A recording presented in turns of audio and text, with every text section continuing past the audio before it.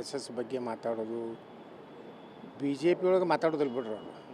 ಯಾಕಂದ್ರೆ B J P ನಾಯಕರ ಜೋಡನೆ adjust ಅದಾರ ಅವರು. ಯಡಿಯೂರಪ್ಪ ವಿಜಯೇಂದ್ರನ ಜೋಡನೆ ಅಡ್ಜಸ್ಟ್ ಅದಾರೆ. ಯಾಕಂದ್ರೆ ಅವ್ರಿಗೆ ಹೆಂಗೆ ಅನುಕೂಲ ಆಗ್ಬೇಕಂತ ಕ್ಯಾಂಡಿಡೇಟ್ ಆಗ್ತಾರೆ. ಮತ್ತು ವಿಜಯೇಂದ್ರನೆಲ್ಲ ಚೀಲಗಳು ಮನೆ ಕಲಬುರಗಿ ಲೋಕಸಭೆದೊಳಗೆ ಪೂರ್ತಿ ಮಲ್ಲಿಕಾರ್ಜುನ ಖರ್ಗೆ ಅವರ ಹಳೇ ದೇವ್ರದನ್ನೇ ಚುನಾವಣೆ ಮಾಡ್ಯಾರ ಅವರು. ಹೀಗಾಗಿ ಬಿ ಜೆ ಪಿಗೆ ಅವರು ಭಾಳ ಬೈದಿಲ್ಲ, ಆರ್ ಎಸ್ ಎಸ್ಗೆ ಬೈದು. ಅಂದ್ರೆ ಬಹುಶಃ ನನಗೆ ಅನ್ನಿಸ್ತದೆ ವಿಜೇಂದ್ರನೇ ಆರ್ ಎಸ್ ಎಸ್ಸಿಗೆ ಹೆಚ್ಚು ಬೈರಿ ಅಂದ್ರೆ ನಮ್ಮದು ಸ್ಥಾನ ಗಟ್ಟಿ ಆಗ್ತದೆ. ಯಾಕಂದ್ರೆ ಲಿಂಗಾಯತರು ಇದನ್ನು ಒಂದು ಬ್ಲ್ಯಾಕ್ ಮೇಲ್ ಮಾಡ್ಕೊತ ಬಂದಾನಲ್ಲ ಯಡಿಯೂರಪ್ಪ ಮತ್ತು ವಿಜೇಂದ್ರ.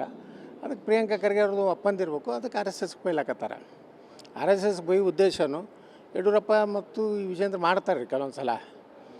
ತಮ್ಮ ಚೇಲಾಗಳ ಕಡೆಯಿಂದ ಆರ್ ಎಸ್ ಎಸ್ ಬೇಲ್ ಸಂತೋಷರಿಗೆ ಬಯಸೋದು, ಸಂಘಕ್ಕೆ ಬಯಸೋದು, ಇದು ಮಾಮೂಲಿ ಅವ್ರ ಕುಟುಂಬದ ಒಂದು ಬ್ಲ್ಯಾಕ್ ಮೇಲ್ ತಂತ್ರ ಯಾವಾಗಲೂ ಇದೆ. ಈಗೇ ಅಲ್ಲ, ಹಿಂದೆ ಆದ್ರೂ ಏನೇ ಬಂದರೂ ಅನಂತಕುಮಾರ್ಗೆ ಬಯಸೋದು ಬ್ರಾಹ್ಮಣ ಅನ್ನೋದು, ಪ್ರಹ್ಲಾದ್ ಜೋಶಿಗೆ ಬಯಸೋದು ಬ್ರಾಹ್ಮಣ ಅನ್ನೋದು, ಬಿ ಎಲ್ ಸಂತೋಷ್ ಬಗ್ಗೆ ಹೀನಾಯವಾಗಿ ಫೇಸ್ಬುಕ್ನಲ್ಲಿ ಸಾಮಾಜಿಕ ಜಾಲತಾಣದಲ್ಲಿ ಅವನ ಚೀಲಗಳು ಒಂದಿಟ್ಟು ನಕಲಿ ಫೇಸ್ಬುಕ್ ಇವು ಅದಾವೆ. ಹೀಗಾಗಿ ಈಗ ಇವನು ಒಬ್ಬ ನಮ್ಮ ಪ್ರಿಯಾಂಕಾ ಖರ್ಗೆನೂ ಮತ್ತು ಅವರ ಗೆಳೆಯ ಅಲ್ಲರಿ, ಅವ್ರದ್ದು ಇವ್ರು ಮುಚ್ಚಿಟ್ಕೋತಾರೆ, ಇವ್ರದ್ದು ಅವ್ರು ಮುಚ್ಚಿಟ್ಟು. ಅದಕ್ಕೆ ಬಿ ಜೆ ಪಿಗೆ ಬೈದಿಲ್ಲ, ನಾನು ಆರ್ ಎಸ್ ಎಸ್ಗೆ ಬೈತೀನಿ. ಆರ್ ಎಸ್ ಎಸ್ಗೆ ಬೈಲಾಕೇ ನಮ್ಮ ವಿಜೇಂದ್ರನೇ ಅವ್ರದ್ದು ಒಳ ಒಪ್ಪಂದ ಇದೆ. ಈಗೆಲ್ಲ ಇವು ಸತ್ಯ, ಇವು ವಿಜೇಂದ್ರ ಪರೋಕ್ಷವಾಗಿ ಬಯಸ್ತಿದ್ದಾರೆ. ಅವರು ಕೆಲವು ಸಾಮಾಜಿಕ ಜಾಲತಾಣ ಹಿಂದಿನ ಎಲ್ಲ ತೆಗೆದು ನೋಡ್ರಿ, ಆರ್ ಎಸ್ ಎಸ್ಗೆ ಹೆಂಗೆ ಬಯಸ್ಯಾರೆ, ಬಿ ಎಲ್ ಸಂತೋಷ್ ಅವ್ರಿಗೆ ಹೆಂಗೆ ಬಯಸ್ಯಾರೆ, ನಮ್ಮ ಅನಂತಕುಮಾರ್ ಹಿಂದಿನ ಕೇಂದ್ರ ಮಂತ್ರಿ ಅವ್ರಿಗೆ ಹೆಂಗೆ ಬಯಸ್ಯಾರೆ. ಈಗ ಯಾವಾಗರೇ ಈ ಪ್ರಹ್ಲಾದ್ ಜೋಶಿಗೂ ಬಯಸ್ತಿರ್ತಾರೆ. ಅದಕ್ಕೆ ಪ್ರಹ್ಲಾದ್ ಜೋಶಿ ಅಂಜಿ ಯಡಿಯೂರಪ್ಪಾಜಿ ನಮ್ಮದೇ ರಾಜಕೀಯ ಗುರು ಅನ್ಕೋತ ಅಡ್ಡಾಡ್ತಾರೆ. ಯಾಕಂದ್ರೆ ಕಿರಿಕಿರಿ ಅವ್ರ ಒಳಗೆಲ್ಲ ಬ್ಯಾಡಾಗೈತಿ. ಈ ಅಯೋಗ್ಯರ ಕೈಯಾದ ಬಿ ಜೆ ಪಿ ಯಾವಾಗ ಹೋಗ್ತೈತೆ ಅನ್ನೋದೇ ಎಲ್ಲರ ಮನಸ್ಸಿನಾಗ ಐತಿ. ಸುಮ್ಮನೆ ಕೆಲವೊಂದು ಏನು ಅದಾವು ಕಾಟಾಚಾರಕ್ಕೆ ಯಡಿಯೂರಪ್ಪಾಜಿ ನಮ್ಮ ತಂದೆ, ಯಡಿಯೂರಪ್ಪಾಜಿ ನಮ್ಮ ನಾಯಕ, ನಮ್ಮನ್ನು ಇಷ್ಟು ಬೆಳೆಸೋದವ್ರು ಅವರೇ ತಿಳ್ಕೊತ ಅಡ್ಡಾಡ್ತಾರೆ. ಎಲ್ಲೆಲ್ಲೇ ಚೀಲಗಳನ್ನ ತಯಾರು ಮಾಡ್ಯಾರ. ಮನೆ ರಾಷ್ಟ್ರೀಯ ಅಧ್ಯಕ್ಷರು ಭೇಟಿ ಆಗ್ಲಿಕ್ಕೆ ಹೋಗಿದ್ರು ವಿಜೇಂದ್ರ. ಯಾರಿದ್ದರಪ್ಪ, ಯಾರು ಒಬ್ಬರೇ ಯಾವುದೇ ಒಂದು ರಾಷ್ಟ್ರೀಯ ಅಧ್ಯಕ್ಷರನ್ನ ಭೇಟಿ ಆಗ್ಲಿಕ್ಕೆ ಹೋಗಿದ್ರೆ ಟೀಮಾಗಿ ವಿರೋಧ ಪಕ್ಷದ ನಾಯಕರು, ಇಬ್ಬರು ಹಿರಿಯ ಬಿ ಜೆ ಪಿ ನಾಯಕರುಗಳು, ಸಂಸದರು, ಮಾಜಿ ಮುಖ್ಯಮಂತ್ರಿಗಳು ಇನ್ನೆಲ್ಲ ಕರ್ಕೊಂಡು ಹೋಗ್ಬೇಕು. ಅವೇ ಸಂಖ್ಯಾ ಬಾಳೆ ಮಗಲ್ ಅದಾವಲ್ಲ ಅವನ್ನ ತೊಗೊಂಡು ಹೋಗ್ಯಾನ ಚೀಲಗಳನ್ನ. ಅಂದರೆ ಇದು ಇವ್ರ ಪರಿಸ್ಥಿತಿ ಹೆಂಗಿದೆ ಅಂದರೆ, ರಾಷ್ಟ್ರೀಯ ಅಧ್ಯಕ್ಷರ ಬಳಿ ಭೇಟಿಗೂ ಇವ್ರ ಜೋಡ ಯಾರು ಬಿ ಜೆ ಪಿಯವರು ಬರಲ್ಲಾಗ್ಯಾರ.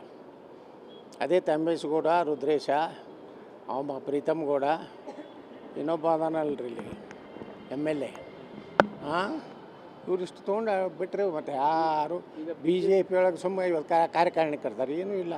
ಈಗ ಎಲ್ಲರೂ ಬರ್ತಾರೆ, ಬೊಮ್ಮಾಯರ ರಿಸೆಪ್ಷನ್ಗೆ ಊಟ ಮಾಡಿ ಹೋಗ್ತಾರೆ ಅಷ್ಟೇ. ಇದು ಬಿ ಜೆ ಪಿ ಮತ್ತು ಜೆ ಡಿ ಎಸ್ ಮೈತ್ರಿ ಬಗ್ಗೆ ಒಂದಷ್ಟು ಅಪಸರಗಳು ಕೇಳಿಬಂದು ಅದು ನೋಡಿರಿ ಅದೇ ಇದು ಹಿಂದೆ ಡೈರೆಕ್ಷನು ವಿಜೇಂದ್ರಂದೇ. ವಿಜೇಂದ್ರ ಒಟ್ಟೆ B J P J D ಎಸ್ನವ್ರ ಜೊತೆಗೆ ಹೊಂದಾಣಿಕೆ ಆಗಲಿಕ್ಕೆ ತಯಾರಿಲ್ಲ. ಯಾಕಂದರೆ ಜೆ ಡಿ ಎಸ್ ಲೋಕಸಭೆಯಲ್ಲಿ ಬಿ ಜೆ ಪಿ ಜೊತೆ ಹೊಂದಾಣಿಕೆ ಆಗದಿದ್ದರೆ ತುಮಕೂರು ನಾವು ಸೋಲ್ತಿದ್ದೀವಿ, ಬೆಂಗಳೂರು ಗ್ರಾಮೀಣ ಸೋಲ್ತಿದ್ದೀವಿ, ಚಿತ್ರದುರ್ಗ ಸೋಲ್ತಿದ್ದು. ಅವರೇ ಹೇಳ್ತಾರಲ್ಲ ಎಂ ಪಿಗಳೇ, ಕೋಲಾರ ಇವೆಲ್ಲ ಅಡ್ಜಸ್ಟ್ಮೆಂಟ್ ಗಿರಿಕೆಗಳು ರೀ. ಅದಕ್ಕೆ ಜೆ ಡಿ ಎಸ್ ಹೊಂದಾಣಿಕೆ ಆಗಿದ್ದರಿಂದ ಬಿ ಜೆ ಪಿದು ಮಾನ ಮರ್ಯಾದೆ ಉಳಿದಿದೆ ಲೋಕಸಭೆಯಲ್ಲಿ. ಅದನ್ನು ಬಿಟ್ಟು ಇವು ಇಂಡೈರೆಕ್ಟಾಗಿ ಪ್ರೀತಮ್ ಗೌಡ ಮಾತಾಡ್ತಾನಂದ್ರೆ mouth piece of the Vijayendra. ಅವ ಯಾರು ಹರೀಶ್ ಪುಂಜ ಮಾತಾಡ್ತಾನಂದ್ರೆ mouth piece of the Vijayendra. ಆ ತಮ್ಮೇಶ್ಗೌಡ ಮಾತಾಡ್ತಾನಂದ್ರೆ ಮೌತ್ ಪೀಸು. ಅದು ಏನು ಸತ್ಯನೇ ಐತಿ. ಸತ್ಯ ನಾವು ಹೇಳಿದ್ರೆ ವಿವಾದಾತ್ಮಕ ಧಮಕಿ ಕೊಡ್ತಾರೆ ಕೆಲವು ಮಂದಿ. ಏನಾರೇ ನಮ್ಮ ಅಧ್ಯಕ್ಷ ಯಾವ ತಾಕತ್ತೈದು ಬಿಜಾಪುರ ಬಾತ್ ಹೇಳ್ರಿ, ಏನೋ ಪ್ರತಿಭಟನೆ ಮಾಡ್ತೀನಿ ಅಂತ ಅವನೋ ಬಲೋಫರ್ ಕೊಟ್ಟಾನೆ. ಇಂಥ ನನ್ನ ಮಕ್ಕಳಿಗೆ ಹಂಚಿ ನಾನು ರಾಜಕಾರಣ ಮಾಡ್ತಾಯಿಲ್ಲ. ವಿಜೇಂದ್ರ ಬಗ್ಗೆ ನಾನು ದಿನ ಮಾತಾಡ್ತೀನಿ. ಬಿಜಾಪುರನಾಗ ಯಾರು ದಮ್ ಐತಿ ಬಂದು ನಾನು ಮುಟ್ಟಿ ನೋಡಲಿ. ಇವೆಲ್ಲ ಗುಂಡಾಗಿರಿಗಳು ನಡೆಯೋದಿಲ್ಲ ನಾನು ಮುಂದೆ. ನಾವು ವಿಜೇಂದ್ರಗೆ ಭಯವನೇ. ಈ ಯಡಿಯೂರಪ್ಪನ ಭ್ರಷ್ಟಾಚಾರ ಬಗ್ಗೆ ಮಾತಾಡೋನೆ, ನಕಲಿ ಸಹಿ ಮಾಡಿದ್ರ ಬಗ್ಗೆ ಮಾತಾಡೋನೆ. ಯಾವ ತಾಕತ್ತೈದು ನಾನು ತರ್ಬೋದು ಕರ್ನಾಟಕದಾಗ ನೋಡ್ತೇನೆ. ಇವತ್ತು ಕಾರ್ಯಕಾರಿಣಿ ಸಭೆ ನಡೀತಾ ಇದೆ. ಇವತ್ತು ಯಡಿಯೂರಪ್ಪ ಅವರು 50 ವರ್ಷ ಆಗಿದೆ ಅವರ ರಾಜಕಾರಣಕ್ಕೆ ಬಂದು. ಅವರು ಕೂಡ ಇವತ್ತು ಅಭಿನಂದನೆ ಕೂಡ ಸಲ್ಲಿಸಿದ್ದಾರೆ. ಅಭಿನಂದನೆ ಸಲ್ಲಿಸಬೇಕು. ಅತಿ ಹೆಚ್ಚು ಭ್ರಷ್ಟಾಚಾರ ಮಾಡಿದ್ದಕ್ಕೆ, ಮಗನಿಗೆ ಸಹಿ ಮಾಡಿಸೋಕ್ಕೆ ಅಧಿಕಾರ ಕೊಟ್ಟು ಮುಖ್ಯಮಂತ್ರಿ ಕುರ್ಚಿಯ ದುರುಪಯೋಗ ಮಾಡಿಕೊಂಡಿದ್ದಕ್ಕೆ, ಹೆಚ್ಚು ಭ್ರಷ್ಟಾಚಾರ ಮಾಡಿದ್ದಕ್ಕೆ ಅವರಿಗೆ 50 ವರ್ಷದ ಅಭಿನಂದನೆಗಳನ್ನು ಸಲ್ಲಿಸಲಿಕ್ಕೆ ಸೇರ್ಯಾರಲ್ಲಿ.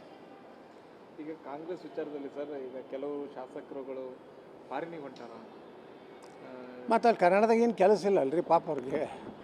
ಯಾವ ದುಡ್ಡಿಲ್ಲ, ಅನುದಾನ ಇಲ್ಲ. ಎಲ್ಲಿ ಹಳ್ಳ್ಯಾಗ ಹೋದ್ರೆ ಜನ ಬೈತಾರೆ.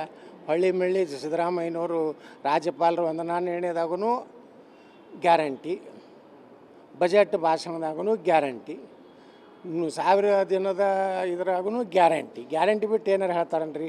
ಕೃಷ್ಣಾ ಮೇಲ್ದಂಡೆ ಯೋಜನೆಗೆ 1 ಲಕ್ಷ ಕೋಟಿ ಕೊಟ್ಟಿವಿ, ಇಷ್ಟು ನೀರಾವರಿ ಆಗ್ತದೆ, ಇಷ್ಟು ಹೊಸ ಡ್ಯಾಮ್ಗಳನ್ನ ಕಟ್ಟಿದ್ದೀವಿ, ಇಷ್ಟು ಹೊಸ ಯೋಜನೆಗಳನ್ನು ಕೇಂದ್ರ ಸರ್ಕಾರದ ಸಹಕಾರದಿಂದ ತೊಗೊಂಡ್ಬಂದು ಏನೂ ಇಲ್ಲೇ ಇಲ್ಲ. ಬರೀ ಹಳ್ಳಿ ಮಿಳ್ಳಿ ಕೇಂದ್ರ ಸರ್ಕಾರಕ್ಕೆ ಬೈದೈತಿ, ರಾಜ್ಯಪಾಲರ ಕಡೆಯಿಂದ ಬಯಸ್ಬೇಕತ್ತಾರೆ. ಅಂದರೆ ಈ ರಾಜ್ಯದಲ್ಲಿ ಅಭಿವೃದ್ಧಿ ಅನ್ನೋಂಥದ್ದಿಲ್ಲ, ಬರೀ ಗ್ಯಾರಂಟಿ ಒಳಗೆ ಇವ್ರದ್ದು ನಡೆದಿದ್ದು. ಪಾಪ MLAಗಳು ಬೇಸರ ಆಗೈತೆ ಅವ್ರಿಗೆ. ಇದೇನು ಗ್ಯಾರಂಟಿ ಕೇಳಿ ಅಂತೇಳಿ ವಿದೇಶಕ್ಕೆ ಹೋಗ್ಯಾರೆ. ಗ್ಯಾರಂಟಿ ನಾವು ವಿದೇಶಕ್ಕೆ ಹೋಗೋಣ ಅಂತೇಳಿ ಗ್ಯಾರಂಟಿಯಾಗಿ ಹೋಗ್ಯಾರ ಅವರು. ನಿಮ್ಮೂರಿನಿಂದ ವಿಶ್ವ ಮಟ್ಟದವರೆಗೆ ರಾಜಕೀಯ, ಸಿನಿಮಾ, ಸ್ಪೋರ್ಟ್ಸ್ ಯಾವ ಸುದ್ದಿಯೂ ಮಿಸ್ ಆಗಲ್ಲ. ಬರೀ ಸುದ್ದಿಯಷ್ಟೇ ಅಲ್ಲ, ಜೊತೆಯಲ್ಲೇ ಇರುತ್ತೆ ವಿಶ್ಲೇಷಣೆ. ಗ್ಯಾರಂಟಿ ನ್ಯೂಸ್ನ ಸಬ್ಸ್ಕ್ರೈಬ್ ಮಾಡಿ, ಫಾಲೋ ಮಾಡಿ, ಕ್ಷಣ ಕ್ಷಣದ ಅಪ್ಡೇಟ್ಸ್ ಪಡೆಯಿರಿ.